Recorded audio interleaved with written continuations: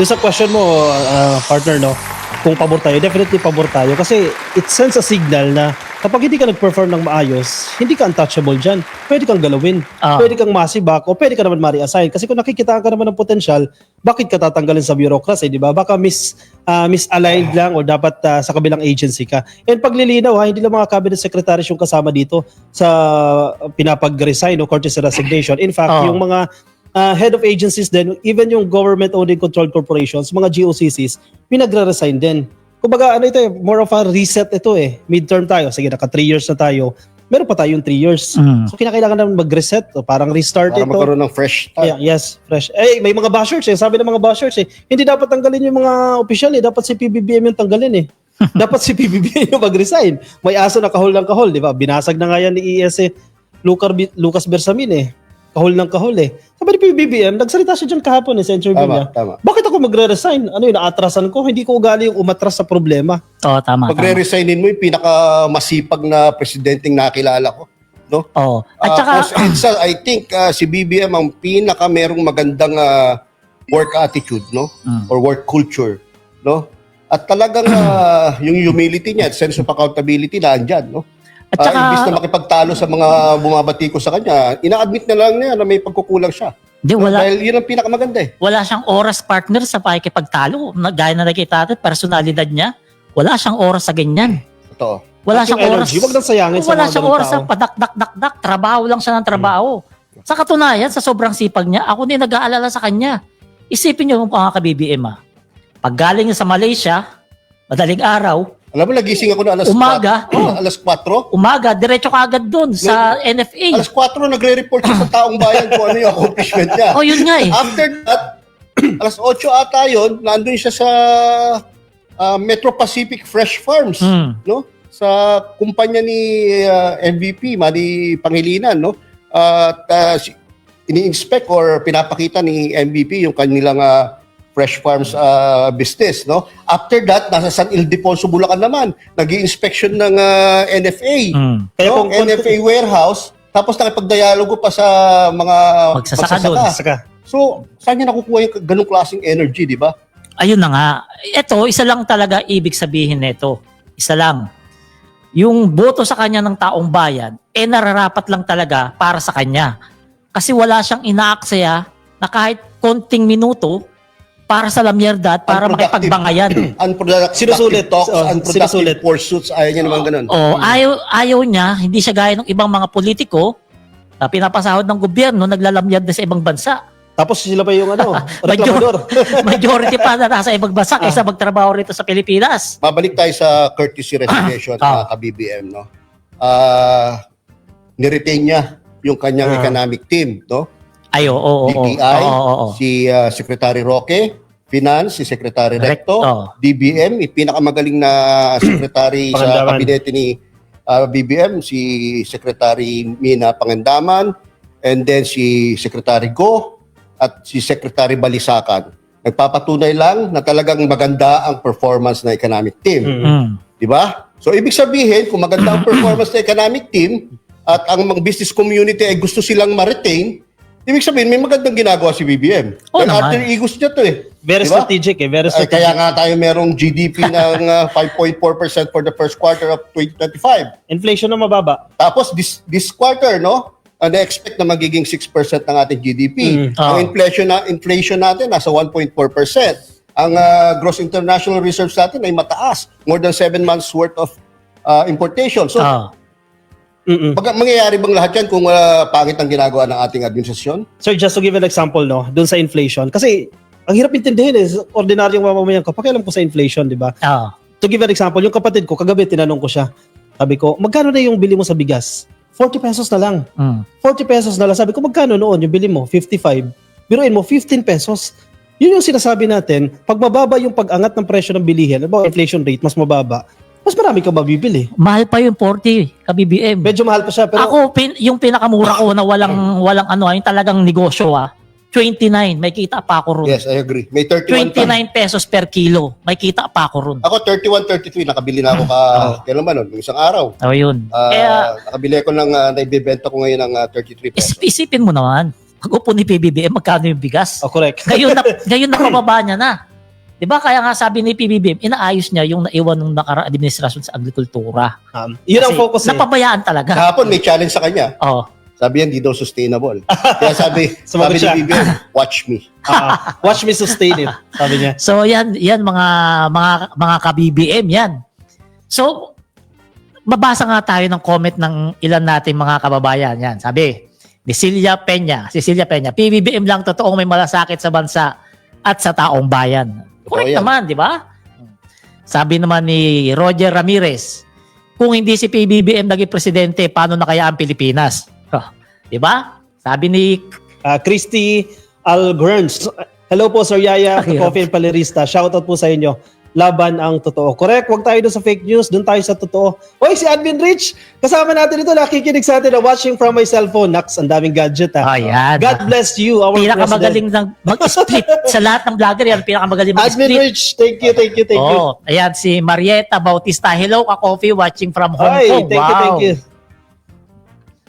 Nasa iba't ibang bansa no? Oh, Chodora Gamit. Good evening sa inyo. Tatlo watching from Hong Kong. Marami pala tayong OFW na dami. mga nanonood sa atin. So magandang hapon ba dyan? O Gabi. tanghali sa Hong Kong? Magandang araw na lang sa inyo.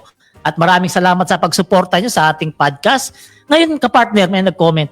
Sir, pinatupad na yung NCAP. Okay naman yun para mabawasan ng kotong yan. Pag-usapan natin yung comment mainit, yan. Mainit yan, di ba? NCAP.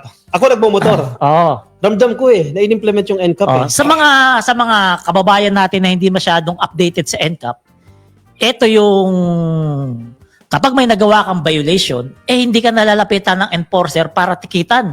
No contact. Wala nang usap-usap para iwas yung aregluhan. Dito, kapag may nagawa kang violation, maghintay ka ng ilang araw at may matatanggap kang love letter. Notice. Yung love letter na yon, kung diskumpiyado ka, at alam mo namang wala kang violation, pwede mo yung i-contest doon sa email mismo sa website din nila. I-email mo. I-apila mo. I-apila mo yung huli sa'yo. Ngayon, kapag pinadalahan ka ng video at kitang-kita mo may ginawa kang kalokohan sa batas trapiko, bayaran mo na lang rin ng online. Online. O kaya punta ka sa opisina ng MMDA. Yan yung maganda dyan sa NCAP kasi gusto natin mawala yung mga kotong at buhaya sa kalsada, kaya etong NCAP ang solusyon. Kaso ang problema, partner, marami mga nagrereklamo mga kamote dito sa NCAP. Yung mga kamote ba na mga hindi nakakaintindi ng disiplina sa Sarili kalsada. lang kasi ang iniisip. O ikaw, Yayam, dumadaan ka sa Commonwealth. Kalat yung kamote dyan. Experience mo yan. Ano ko lang, paalam ko lang sa publiko na yung NCAP ay ang ibig sabihin niyan no contact apprehension policy. So, ibig sabihin, hindi na kailangan kayong makita o makausap ang mga traffic enforcers bago kayo hulihin, no? Mga CCTV na po ang nakalagay strategically sa buong Metro Manila, no? Yan pong NCAP na yan ay na-suspend ng Supreme Court. Ito po, tinanggal na po yung suspension o yung TRO, Temporary Restraining Order ng Supreme Court, kaya ini-implement na po ng MMDA. Ngayon, kagabi, mga ka-BBM, nagdaan ako dyan sa Commonwealth dahil bandang Fairview ako umuwi.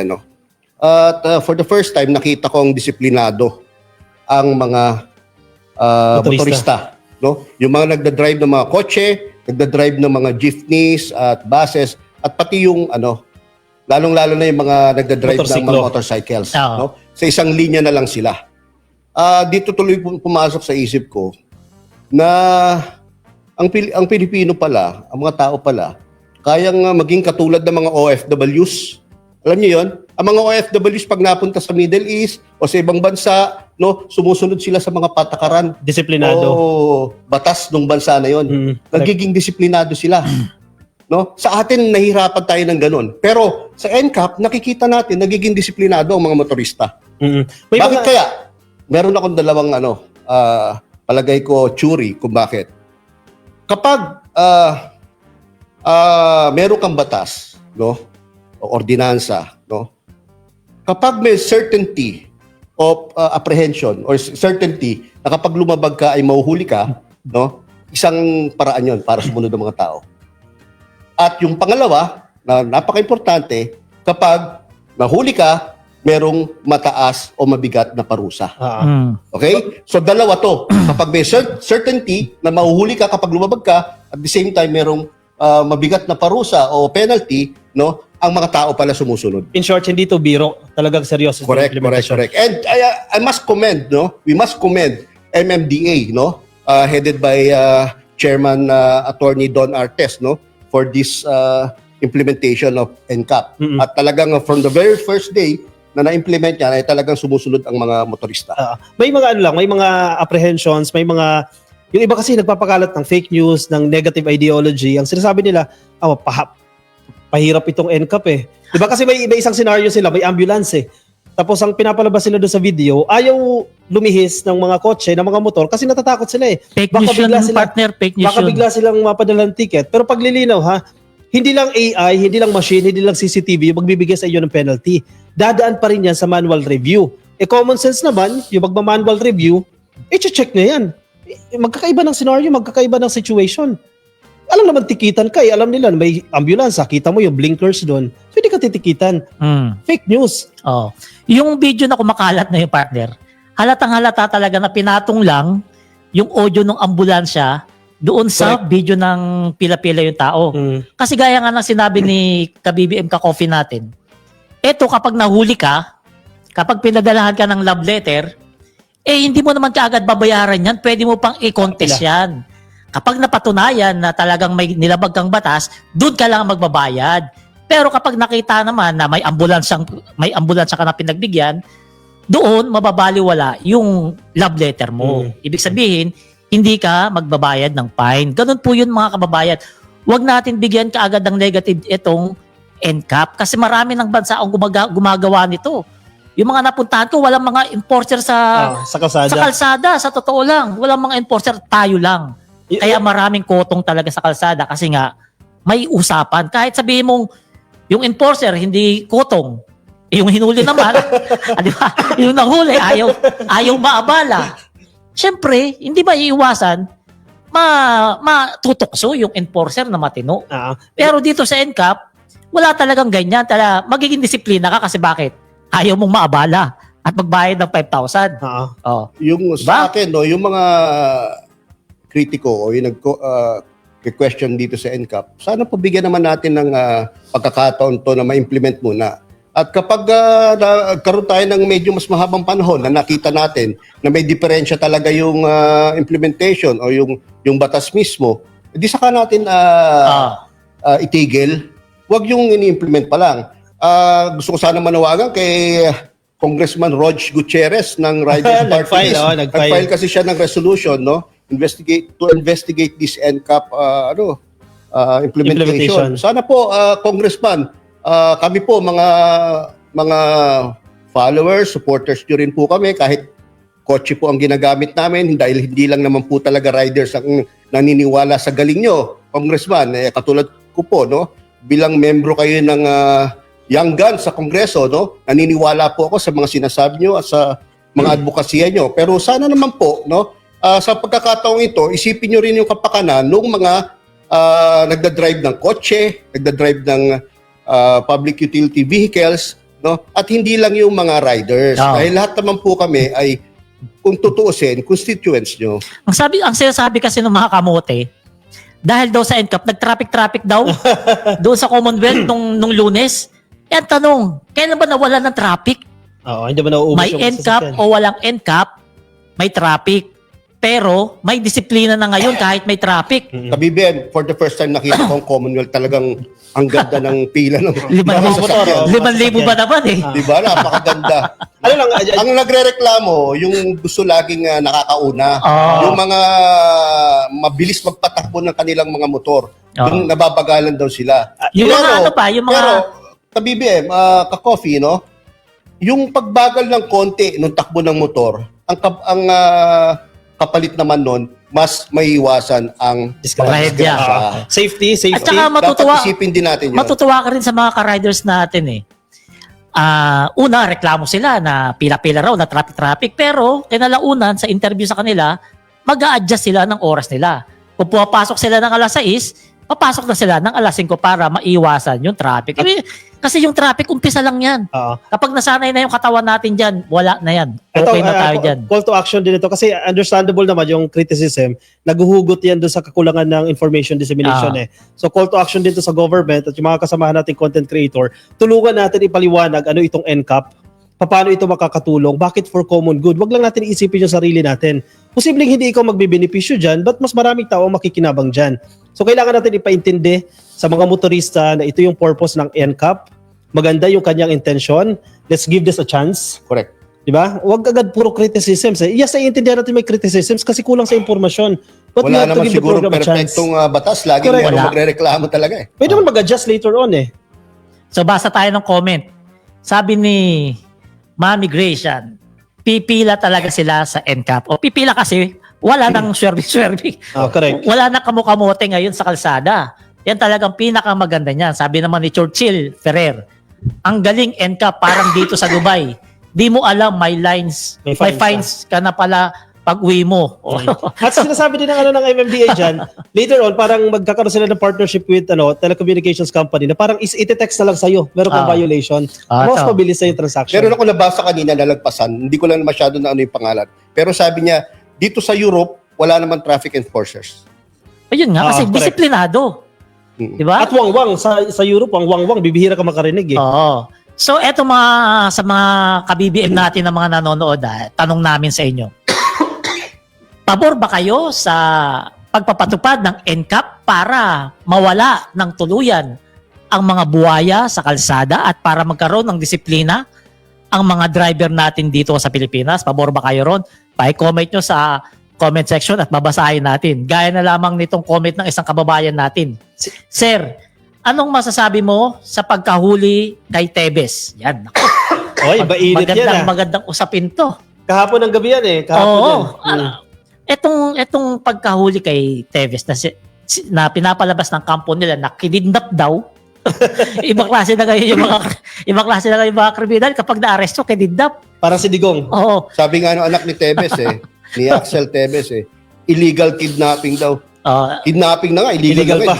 Illegal pa. No? At sa mga kababayan natin na mga wala masyadong cellphone, o wala masyadong TV, hindi masyadong nakakapanood, updated sa balita, si Tebes po, may kaso po rito sa Pilipinas yan dahil sa pagpatay doon sa Governor sa Negros.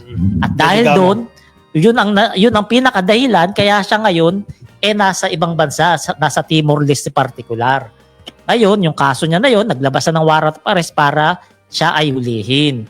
At hindi po yun kidnapping na walang dahilan. Kasi kung meron talaga, di ba? Kung talagang, gaya nga sabi ni Dilime, wala akong kasalanan, kaya kong harapin sila. Dapat ganun na lang rin gawin niya. Ngayong nahuli siya, patunayan niya na malinis talaga siya. Saka sa administrasyon ni Pangulong Bongbong Marcos, pinaiiral talaga ang hustisya. Ay, oo naman. Kung may kasalanan ka, oo naman. Habulin ka talaga at tiyak makukulong ka. Oo. At kung wala naman, di mapapawalan sala ka. Katulad nangyari kay Senator Laila de Lima, kay yung founder ng Rappler, kay Maria Ressa. Di ba? So, ano ikatakot mo kung talagang wala kang kasalanan sinasabi mo? Pinanood ko yung video ni Axel Tebes Parang ang narrative kasi doon, parang humihingi siya ng tulong sa human rights groups at ganoon din sa mga DDS. No, not directly saying, mga DDS tulungan niyo ako kasi ang ginawa sa tatay ko, ganoon yung ginawa kay Digong. Diba? O ngayon mga DDS, sige ipagtanggol nyo sa Tebes. Kasi ganoon ang ginawa kay Tatay Digong Ang masaklap pa, dinidikit na naman nila yung pangalan ni PBBM dyan. Ayun na nga, may mga comment pa tayo mga kababayan na wala masyadong cellphone, na hindi nakakapanood ng mga updated sa buhay. Sabi nila, kasalanan daw ni PBBM ito. Dahil si Tebes daw, supporters ng mga Duterte. Yan. Kapag yung cellphone mo outdated, hindi masyado nakaka-FB, nakakapanood ka ng tamang balita, maniniwala ka doon. Pero syempre, kapag matino kang Pilipino, tatawanan mo lang yun. Diba? Kayo ba naniniwala kayo? May kinalaman si PBBM dyan? Wala. I think ito yung bumigiling lang ang batas. Sa inarrest. Diba? O ngayon, na-arresto siya Ang balita ko, patunayan na lang yan, na inosente siya. Sa social media at sa mga news, ang presidente ng Timor-Leste ay ayaw maging taguan ng mga may kasong kriminal Oo. ang kanilang bansa. Kasi sinasamantala yung policies nila doon eh. Kaya dahil yung mga ka-BBM, merong isang lalaking mataba na kinakabahan na ngayon. Si Harry Roque ba yan? Sorry. Kinakabahan na. Oh, si Harry Kasi Roque. syempre, di ba, yung may mga kasalanan talaga, nagbabayad dito sa administrasyon ni PBBM, wala ritong baby. Basta ikaw ay may kasalanan, dapat mong panagutan. Si Harry Roque isang pugante. Pero kanina, napanood ko yung interview niya kay Corina Sanchez. Sabi niya, hindi ako pugante. Kasi alam mo, justification niya, lumabas daw siya ng bansa, wala pang warrant of arrest. So ganun pala ang definisyon ng pagiging pugante. Kapag lumabas ka ng bansa nang wala pang warrant of arrest, galing sa korte, hindi galing sa House of Representatives, hindi siya pugante. Binago na naman ni Harry Roque yung definisyon ng pugante. So may nag-comment, Yayam, basahin mo nga, Yayam. At from Chodora Gamit, meron kasalanan si Tevez dito sa Pilipinas. Kung talagang walang kasalanan, di umuwi siya dito sa Pilipinas para harapin ang kasalanan niya sa Pilipinas. Bakit siya nagtatago harapin ang kasalanan if guilty or not guilty? Tama. Kaya nga sinabi ko kanina, no? Diba? Tama si Miss Chodora Gamit. Basa pa tayo ibang comment. Operator, yan. Ka-coffee. Unlow, sabi niya, si Tevez ang susunod na gagawa ng cartoon at kakausapin ng mga baliw. Baka maglalunch sila, magdi-dinner. Ayan, may Sintra board. Ito, sabi naman nito, Sir, napanood mo ba yung video ni Abalos na nagpapasalamat doon sa Mandaluyong? May ganun ba? Meron. Ito, meron nakakabasa. Nakakatawa. Si Pambansang Angkol, shoutout sa iyo, boss. Pag ba hinuli din si Rocco, kidnapping din ba ang tawag doon? Or kidnapping? Uy, grabe. Grabe yung si Pambansang Angkol. Grabe, nagda-diet na yun. Nagda-diet na. Pumayat na kasi, panay lakad sa Europe eh. Oo. Mapunta tayo sa mga proyekto ng Pangulo, ano? Oh, yan. Gaya nga ng napag-usapan natin last podcast, no? Lagi tayong magpapakita ng mga actual na ginagawa ng Pangulong Bongbong Marcos. Hindi haka-haka yan, ha? Sa segment na to. Dahil for the past 3 years, no? Gaya na napag-usapan natin, nabaon tayo sa mga fake news. Kaya ang ating government machinery, no? Yung comms team ng Pangulo ay walang ginawa kundi sumalag o dumipensa sa mga fake news na to. Pero this time, no? Dapat siguraduhin natin na lahat ng proyekto ng Pangulo ay nalalaman ng taong bayan. At itong podcast na to ay dapat makatulong sa aspetong yan. Iisa-isayin natin yung mga magagandang ginagawa ng ating administrasyon at paano siya nakaka-apekto sa pamumuhay ng bawat Pilipino. Tama. Katulad na nga itong inopen, no, na Cancer Institute sa Dagupan, Pangasinan, kung di ako nagkakamali. No? Ito ay pagsunod lamang, no, sa SONA ng Pangulo nung mga nakaraan. Ito ay tawag dito, yung pangako niya na magtatayo siya ng mga specialty hospitals sa buong Pilipinas. Ito ay malinaw na pagpapatupad, no, o pagsunod sa pangako na yon. May video ata tayo i-play. Panoorin natin yung video. Okay. Sige, operator. Panoorin natin po to, no. Ito pong Cancer Institute ay inaugurate nung isang araw, kung di ako nagkakamali, Monday po ata to, no? Pangasinan sa Dagupan, Pangasinan. Mismo ang Pangulo po ang nag-inaugurate nito, no? Meron din pong ganito, kung di ako nagkakamali, sa Region 2, no? Tuguegarao ata, no? Cancer Institute din.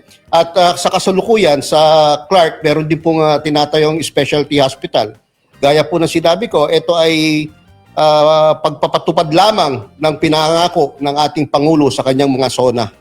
At ang maganda dito, no, ang pinaka-intention naman talaga ng pagtatayo ng mga specialty hospitals na hindi concentrated sa Metro Manila. Kasi mga kababayan natin, lalo na yung cancer. Ang cancer, may explanation nga dyan ng ating presidente, parang COVID lang yan eh.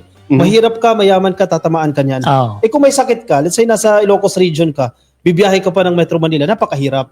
So yun yung problema na for the longest time, pinabayaan ng mga previous administrations, kasi panahon pa ni Marcos Sr. yan, may mga specialty hospitals na tayo, pinabayaan ng mga susunod na administrasyon.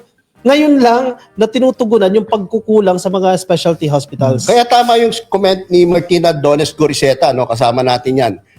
Yung mga specialty hospital, tunay na tatak Marcos. Exactly. Totoo nga naman. Kasi after ng mga heart center, lung center, kidney hospital, yung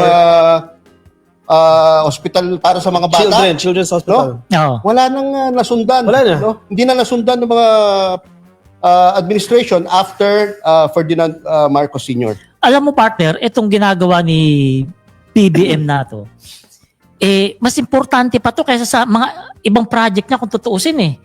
Kasi dito, buhay ang pinag-uusapan dito.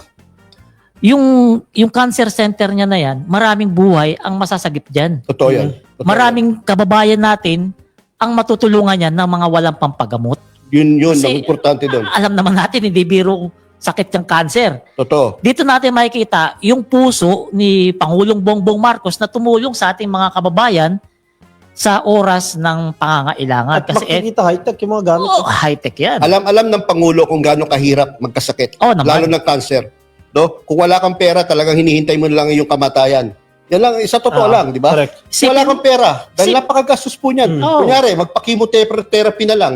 Ang chemotherapy mag-range from 80,000 to 150,000 per session. No? Depende sa hospital. Oo. No? So paano kakayanin ng mga mahihirap na kababayan natin yung ganyang gastusan? Kasabay lang dito yung improvements naman, yung mga initiatives na ginagawa ng PhilHealth, yung mga packages nila, mas tinataasan na nila. Siguro in our next episodes pag-usapan din natin yung mga packages ng PhilHealth. Oo, dahil tiyak merong corresponding health support ang ating PhilHealth sa mga hospital na yan. Meron din niya sa PGH pero hindi pa tapos, no? Pero ongoing na. I understand 300 bed capacity yung sa PGH din na So magkikita eto, ang plano rito ni Pangulo, ikalat sa Pilipinas. Di ba? Which is napakaganda talaga yan kapag talagang na patupad niya yan bago siya bumaba, at least bawat probinsya may ganyan na. Hindi ka na bibiyahin. Para kung just in case may cancer ka na sa Mindanao ka, hindi ka na babiyahe dito sa Manila para lang magpagamot. Nung isang araw pala, merong sinabi yung isang cancer patient, no? Meron siyang testimony. Ang pangalan niya ay si Mirna Tadeo. Ang sabi niya, dati, wala kang choice kundi bumiyahe sa PGH. Ngayon, andyan na ang Cancer Institute sa Dagupan. So yung mga nasa Region 1, hindi na sila pupunta all the way to Manila para magpagamot. No? Napakaganda. Napakaganda. Parang yan din. Actually, nalilink po rin siya sa Love for All ni First Lady Liza Araneta Marcos. Kami yung lalapit sa inyo. Diba? Hindi na yung kayo pupunta. Sa Love for All kasi, andito yung mga health facilities natin, dalhin natin doon. Tama. Doon tayo sa pangalawa. No? Ginawa ito nung, I think, same day din. No? Pinuntahan ito ni Pangulong Bongbong Marcos. Yung irrigation and infrastructure project niya sa Santa Maria. Ay nako, malaking tulong din sa magsasaka. Masaya na may mga magsasaka dyan. Uli, no? No, napakaswerte naman ng Pangasinan at talagang mahal na mahal sila ng Pangulong Bongbong Marcos. Alam mo kasi, kapartner, malaking palayan dyan sa Pangasinan. Kaya dyan yung pinaka-focus siguro ng administrasyon ni PBBM. Dahil yung palayan dyan, talagang malawak. Kung mapakita natin sa screen, no, yung operator, yung video. Yung video ng dam. Wala ba yan? Wala tayong Napanood video? yung speech ni daw Secretary Estrella. Yung project na pala yan. Pero pa rin yung Marcos Senior yan. Pansinin ninyo, yung mga big ticket projects, pinabayaan, kaya nakakainis, pinabayaan yan for the longest time. Ngayon na lang ulit binubuhay yan. Ang ini-expect na makikinabang dito, mga magsasaka yan, bukod sa mapapataas natin yung production ng mga agricultural products, 12,000 Filipinos. Alam mo, partner, bakit pinabayaan?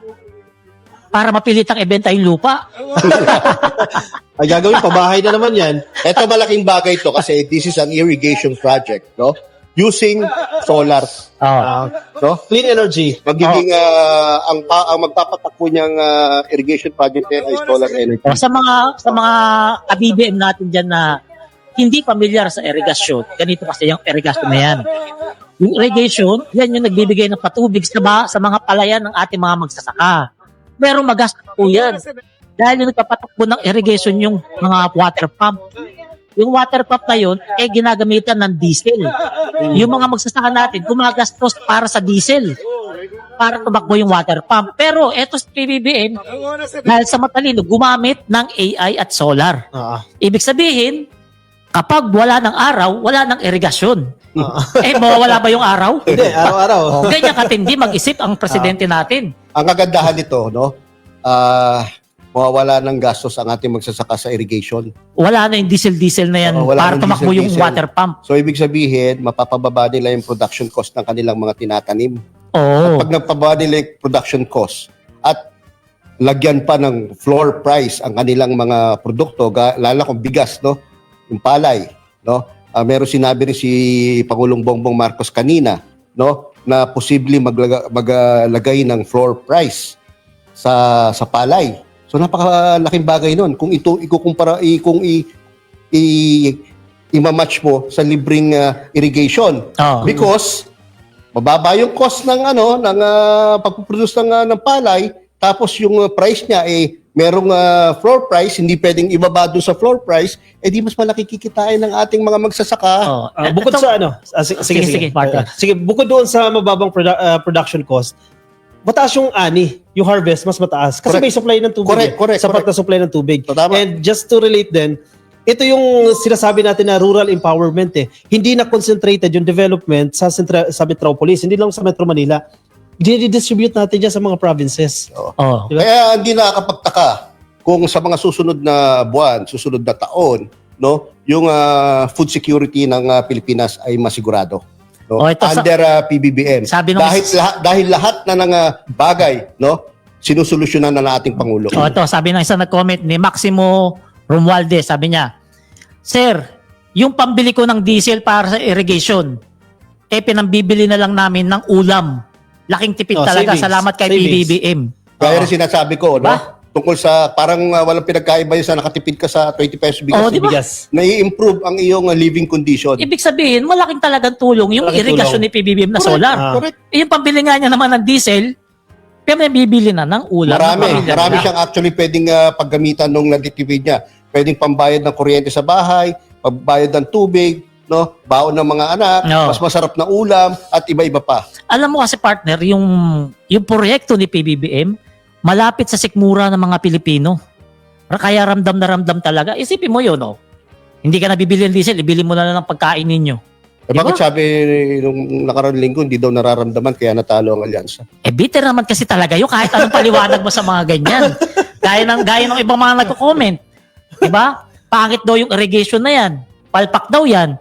Kasi wala na magbebenta nga ng lupa. Wala na gagawin housing. Basahin ko yung kaya comment ni Frank Regala Dordas. Good job mga ka-BBM. Very informative podcast. Thank you. Wow, Salamat. Thank you, Frank. Thank you. Yan, importante din ito. Na-mention niya na rin yung podcast. Importante ito Hinihimay natin yung mga programa. Kasi minsan, hindi mo rin masisisi yung taong bayan. Magbibigyan ng criticism kasi less informed. Kapag bigyan mo ng impormasyon yan, siguro, naturally, ang tao, kapag nabigyan mo ng impormasyon at sa tingin niya, valid, factual yung sinasabi, mag-change siya ng opinion. Kaya importante talaga yung information dissemination Correct. Ang daming ginagawa ng gobyerno, it's just that hindi lang natin na disseminate effectively. Kaya ito one way itong podcast na to, hinihimay natin, iniisa-isa Mga ka-BBM basic di ba? Sa computer may tatawag garbage in, garbage out. Ang fake news, garbage in yun. Kung ano magiging pagpasok sa isip mo, no, ay fake news. Siyempre, ang basihan mo ng iyong mga desisyon, ang basihan mo ng inyong mga opinion ay mali. Kaya ang lalabas sa iyong conclusion, ang makukomento mo, ang masasabi mo, no, ay fake din. Kasi base sa fake news ang iyong informasyon. Kung ang fina-follow mo lagi si Maharlika at si Harry Roque, ganyan na, galit ka na sa gobyerno. Tama. Kasi puro hate puro fake news ang pumapasok sa'yo. Kaya yun ang hindi natin gagawin sa podcast na to. Dahil ang podcast po na to ay mas kikiling po sa positive na nangyayari sa ating bansa. Mabuti talaga mga kabibim. Naisip natin gawin to. Puro project ni PBBM ang balit bagay.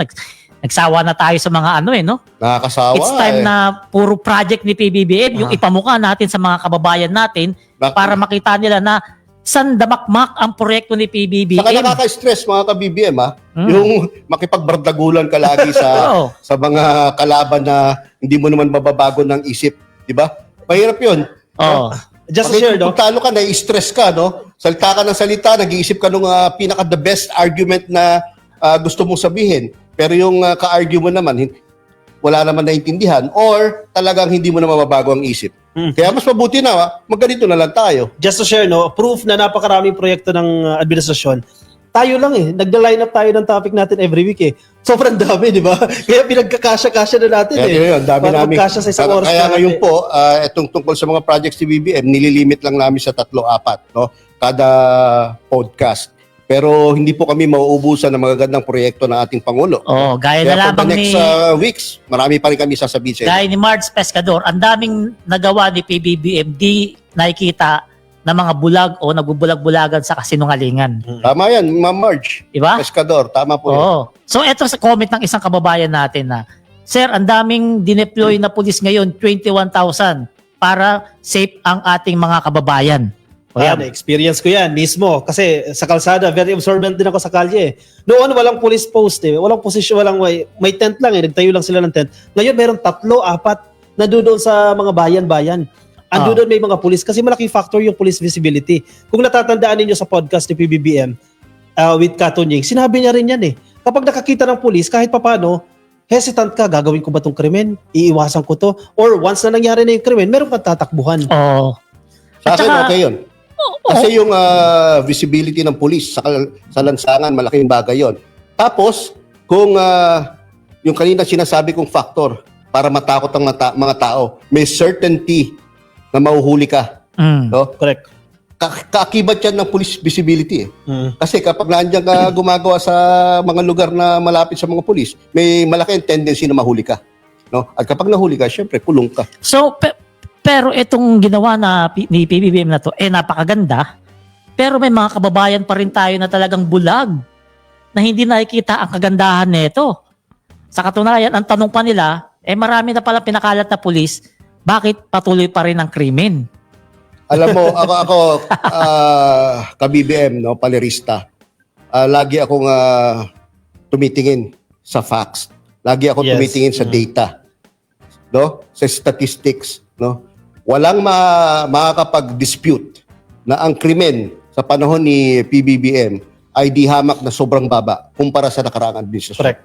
No? Obvious naman. Sa droga pa lang. Obvious na obvious. Sa droga pa lang, di ba? Diba? Pinaliwanag mo nung nakaraan kung Bilyon yung nakuha nung panahon na to, pero walang namatay. kahapon ata, may 1 billion na naman. Oo, 2 billion. Yung kahapon, sa Pampanga, di ba? Pero wag na tayo magkumpa-kumpara kasi good news to pinag-uusapan. May datos na bumaba yung crime rate. Oo naman. At Wala sa kalingkingan yung kabila. At ang tiyak dyan, reported crime rates. Kasi alam nyo naman ka-coffee, sa isang probinsya, wag na natin pangalanan yung Davao, na eventually, Pinangalanan mo.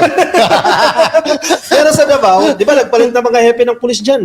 Lumabas sa record nila na nililipat sa ibang lugar yung mga kaso. Kaya ang nagre-reflect, 0 case. Paano nangyari yun? Budol, di ba? Totoo yan. Kaso hindi natin masisisi yung mga kababayan natin na Agad kasi mga sila naniniwala pa rin kasi nga outdated yung cellphone, hindi nakakabasa ng tamang balita kaya naniniwala pa rin sila sa mga budol. Itong Love for All na to, ito talagang saludo ako at hanga ako kay First Lady Liza Araneta Marcos. Dahil sa mga nakikita ko na lahat ng hinahawakan ng ating First Lady ay talagang nangyayari, na-implement ng maayos, no? At nakikinabang ang maraming taong bayan. Tanong yan, comment. Mga ka-BBM, ano ba yung Love for All? Love for All po, nag-umpisa po yan, no? Gumawa ng isang bus, no? Si First Lady at ang kanyang mga kasama at mga tauhan, no? Na yung bus na yon, no? Kumpleto ng mga equipment para makapag-provide ng basic health examination, no? Libre yun. Sa mga tao. Libre yun. Oh. Dahil pag ginagawa yung Love for All na yan, no? Andun na yung mga doktor. Andun na yung mga nurse, no? Natitingin sa mga taong bayan. Ang kagandahan dito, kasi may mga health centers naman, di ba? Pero may mga lugar kasi, yung mga underserved, na kulang sila sa medical doctors, hindi man lang na-check up, hindi man lang na x-ray, namamatay na lang, unfortunately, no? So yun yung pinaka-intention ng Love for All. Kami yung lalapit sa inyo, ibibigay namin itong yung serbisyo services. ang lalapit sa inyo. Correct. May free lab test, libreng check-up, at iba pang basic services. Tandaan nyo mga ka-BBM, no? Maraming lugar sa Pilipinas na yung mga tao, ang taong bayan, no? Magbabiyahe pa ng malayo para lang makakuha ng kahit as basic as yung check-up. No? Comment tayo sa ating kababayan. Sir, kailan po ba ang sunod na Love for All? Operator, may schedule ba tayo dyan ng Love for All? Ang susunod na schedule Love for All, kung di ako nagkakamali sa Las Piñas. Las Piñas pala. Pero, ito pala, ito. Pero yung schedules na yan, kung di ako nagkakamali kasi, bawat probinsya sa buong Pilipinas, nabigyan na ng Love for All na bus na yan, no? Para self-sustaining na siya. Las Piñas, June 17. Oo, tama. Baler Aurora, July 8, and Valenzuela, July 15. O yan, screenshot nyo na lang yung nakikita nyo rito Marami sa pa. screen. Mga ka-BBM, ako gusto kong pumunta dyan. Gusto ko talaga makita Hindi, dapat talaga yan. actual na implementation. Gusto ko Ikino-cover ng mga ma-experience vlogger dapat yan. Puntahan natin totoo. yan. Ako nakapag-cover ako niyan doon sa Taguig. Talagang pinuntahan ko yan. Pero alam nyo, mas really gusto kong mapuntahan talaga yung medyo liblib na lugar sa mga probinsya eh. Yung bibiyahe ka, lalakad ka ng ilang Yung oras. talagang malayo bago ka makapunta sa isang health center. Mangyayari yan. Ka-BBM, mangyayari yan. May tatanong po ako sa inyo at sagutin nyo lang po sa comment section. Sa lahat ng ito, tungkol sa health, food, peace and order, and outreach program ng gobyerno, ramdam nyo ba ang bagong mukha ng gobyerno? Paki-comment lang po kung nararamdaman nyo itong mga ganitong klaseng serbisyo Or pwede para malaman natin ang inyong mga sentimiento o sa loobin tungkol dito. Pwede na sila mag-share. Baka may mga specific programs kayo na naramdaman. Pwede nyo i-comment yan anong programa yan ng gobyerno. Oh, ito nga, sabi Anya Achu. Tama po Sir Palerista, sana po i-cover ng mga vloggers po lahat ng activities nila PBBM at FL. God bless po sa inyong mga sir. Congrats sa inyong programa. Matagal na tong Love for All eh. Diba? Pero recently 31 na lang pala, umiingay. nagulat ako. 31 na. 31 na. Recently lang umiingay. Kaya importante, tuloy-tuloy talaga. Bugbugin talaga sa information. Kailangan. At lahat ng mahigit 80 na probinsya sa buong Pilipinas ay may love for all na. No? Hoping, si Ma'am Rodora Layas, hopefully daw, mabisita sila ng Love for All. Eventually, di ba? Kasi expansion naman ang pinaka-purpose din ito eh. Sabi ni Ateneng Verbo, yes, Love for All, meaning kasama na dyan ang nambabastos kay PBBM, welcome pa rin po kayo. Correct!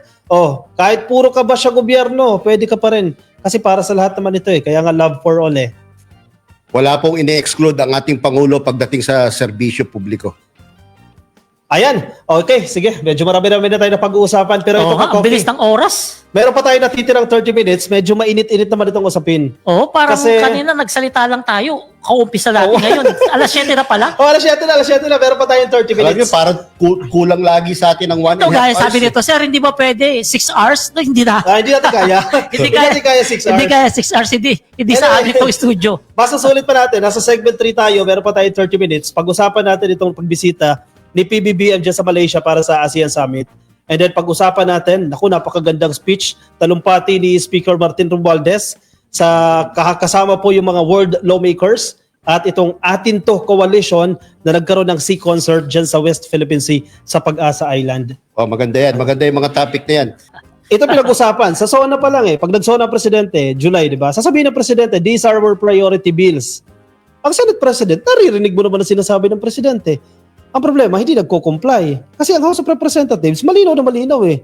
Si Martin Romualdez, si Speaker Martin Romualdez, ito gagawin natin. Kailangan natin matapos yan. We have this calendar. Ang problema, tapos na dyan, sa upper chamber, tinutulugan. Kung hindi ba naman magaling si Martin Romualdez, biro mo, out of more than 300 representatives, no, from so many districts, no, 285 ata ang sang-ayon na siya ang maging speaker ulit sa 20th Congress. Nabanggit nyo na mahina yung Senado. Ibig sabihin ba yan, dapat na magpalit ng Senate President?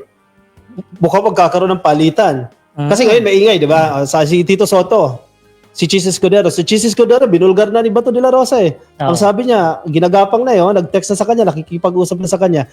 The same way kay Tito Soto, nakikipag-usap na rin sa Duterte Block na sinasabi natin. Kasi may bilang din sila eh. Mukhang nanganganib si Chis Escudero. Pero may dyan. third candidate, ha? Si Amy. Mukhang si Manny Amy gusto din maging Senate President. Basta kay Amy, tatawa na lang ako dyan. Good luck. Pero etong West Philippines siya, gaya nga sinasabi ni Commodore J. Tariela, bababa na lang si President Bongbong Marcos, bababa na lang yung susunod sa kanya, bababa yung susunod doon sa susunod, hindi pa rin tapos tong pakikipaglaban natin sa West Philippine Sea. Kasi mahaba talagang usapin ito kasi nga yung kaagaw natin, yung nangaagaw pala sa teritoryo natin, talagang medyo may katigasan na yung mukha. Yeah. Pero teka muna, kung ang susunod na Pangulo ay katulad din ng paninindigan ni President Bongbong Marcos, talagang tuloy-tuloy pa ang present situation. Kaso nga kung Pero paano ibenta kung hindi? tayo. Kaya nga, yun na yun. Ibenta na naman tayo. Kaya nga, yun ang sinasabi ko. So, hindi sigurado yung sinasabi ni Commodore Tariela na mahaba pang usapin to. Oo. Kaya sa 2028 presidential elections, make sure na yung pagpipilian natin or iboboto natin, tanungin agad natin, ano yung take mo dyan sa West Philippine Sea? Di ba? Kasi mamaya, laylo-laylo, hindi siya ganun ka-strong yung sentiments niya, yung belief niya sa West Philippine Sea, di pag-isipan na natin Kaso yan. ang problema dyan, kapartner Kakopi, maraming nabobola eh. Konting salita lang, nabobola na yung mga kababayan natin eh. Hindi sila tumitingin sa past na reaction ng politiko na yun sa West Philippine Sea. Gaya na, may mga nanalo na wala namang pakialam. Kapag binubuli yung mga isda natin, ngayon na lang election, nanalo pa rin. Kay BBM, hindi lang yung bola eh. Ayun na nga eh. What if, kung totoo yung sinasabi ni Senator Tolentino na may pondo na ginagamit, no?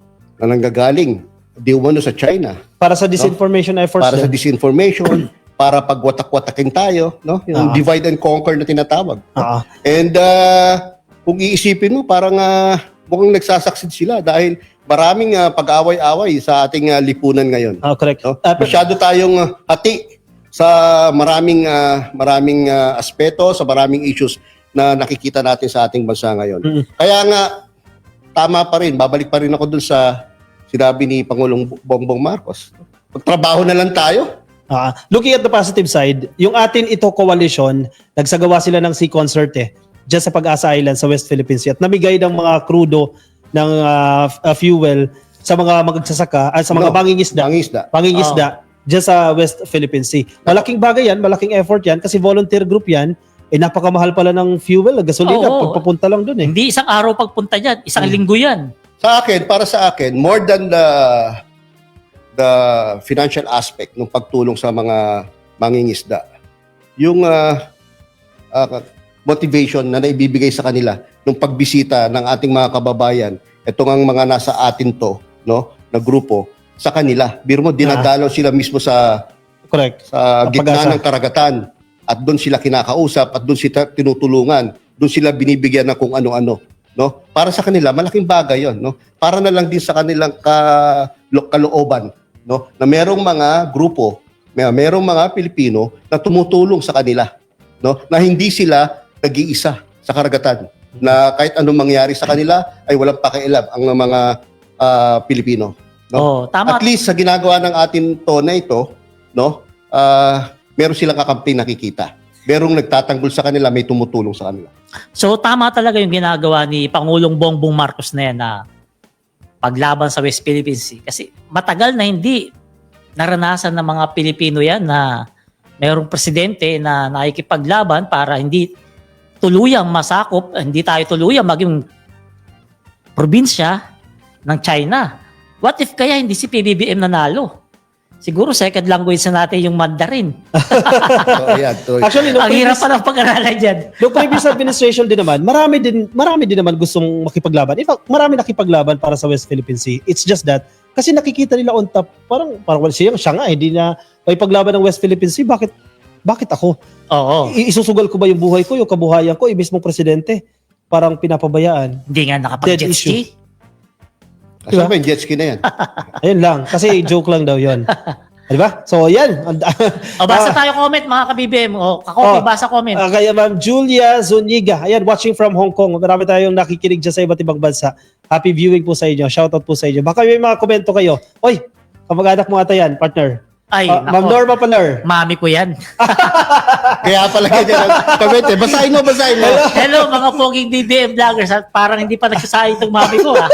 Nakukuha pa mag-comment, ha?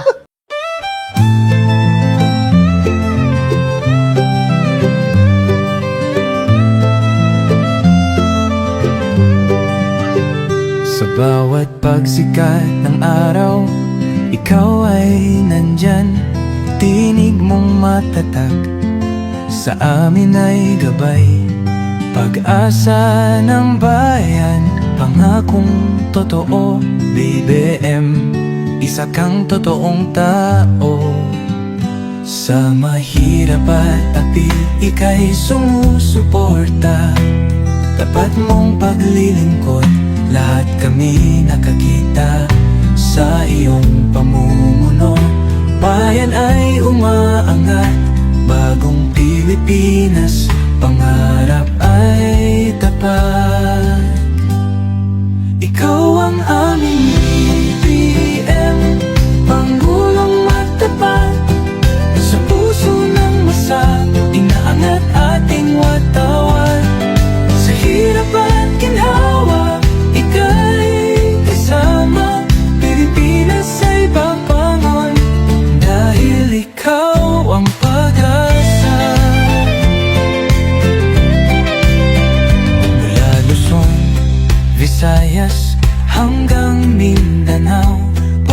mo'y umaabot, dala ay pag-ahon, magtulungan, magkaisa.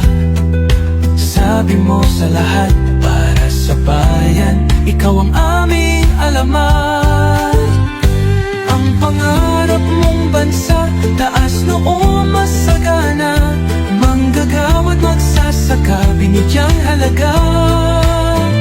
Serbisyong totoo, hindi pagpapanggap, ang puso ng bayan. Ikaw ang hinahanap, ikaw ang aming BBM, Pangulong matapat, sa puso ng masa, inaangat ating watawat. Sa hirap at ginhawa, ika'y kasama, Pilipinas ay babangon, dahil ikaw ang pag-asa.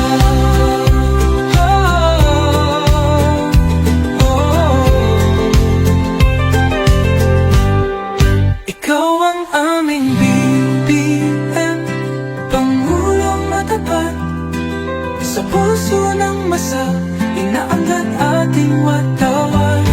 Sa hirap